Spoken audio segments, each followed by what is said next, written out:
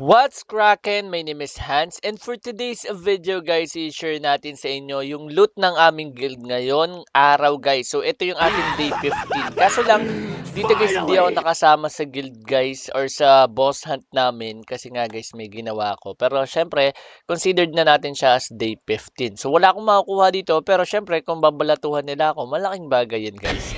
So Yeah, punta muna tayo boy. dito guys sa storage. So dito guys sa storage, ayan. Ito yung mga napulot nila. Tapos may napulot sila dito guys na dalawang malaking dayas guys. Okay. So dito guys, ayan, click lang natin tong records guys. Ayan. Sa records guys, ito yung napulot ng mga kaguild namin. So ito, ayan.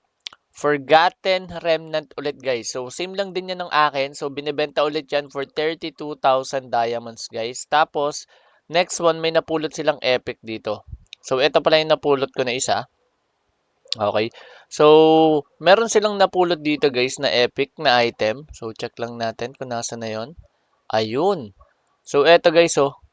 Eto guys yung napulot na isa oh. So, eto check natin yung bentahan. 17k binebenta. Tapos yung isa naman na remnant is eto. Binebenta ulit siya ng 32,000 diamond. So, eto guys yung napulot within a day lang yan guys ha.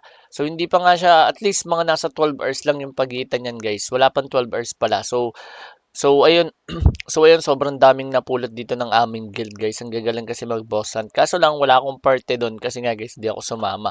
Pero kung sumama ako doon kasi kasi nung mga bandang gabi guys, ang ginawa ko is ang dami kasing lauke and lagi ako namamatay. So kung mapapansin niyo yung gold ko, ang laki ng nabawas. Lagi ako napapatay kasi pag lauke talaga nahihirapan ako doon sa technique nila na hold. So ayun yung nagiging problem ko. Kaya ang nangyari, ayun hindi muna ako dito nag-boss hunt, daily quest na lang muna ako since di ko pa tapos. So ngayon ang ginawa ko, tinapos ko na yung daily quest and sasama tayo mamaya guys. So babalikan ko kayo guys sa ating day 16. So yun lang yung ating day 15. Sinama ko lang sa ating video.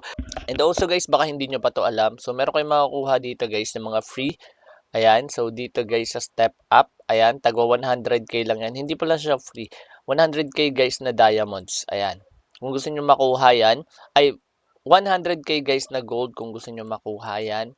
Ayan. And also, dito sa mga event, pwede nyong i-check yan. May mga makukuha kayo dyan guys na plus 5 na artifacts. O katulad neto. So, kailangan nyo lang dito guys mag-craft ng mag-craft.